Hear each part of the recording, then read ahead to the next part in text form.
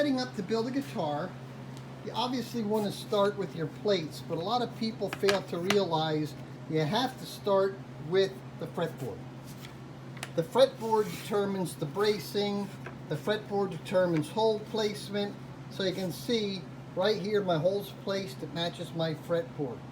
So in a way, that's the very first step that I will do. I'll make the top, get it set, get the scale length, all that set up, glue the tops and backs together. I will bend the sides and I will get them in the mold. So that is number one. What I did is I set my neck block and my tail blocks now to mate to my sides. The important thing that you want to remember when you make your neck block, remember the neck block and the neck, they have to allow for the top. So make sure you have the top just a little bit proud so that when you glue this in, it's going to cover your top.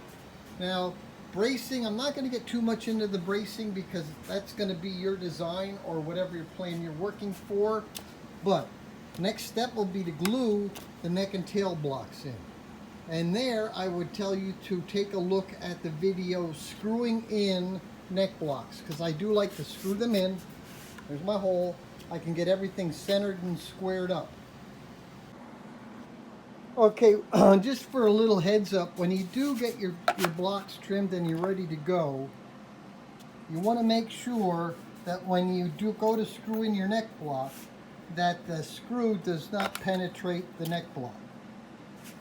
Now you can see I'm using parallel on the bottom. I can set that up so I know that I'm square and centered.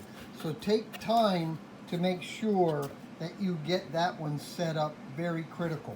Neck block is absolutely a critical part. So that's how it will set up. And you can see I'm going to be centered up and square. So now that I've got my neck blocks glued in, and I start the gluing process in the mold, but I like to clamp them outside of the mold so that I know that they're clamped properly. Never assume that you're going to get a good glue joint in the mold. So you can see I use these nice little forked clamps. Grizzly used to sell them. I think now it's Bessemer. You can find them out there. This is going to be being built with a glue called Spectrum. It's a very hard drying PVA glue. Thank you.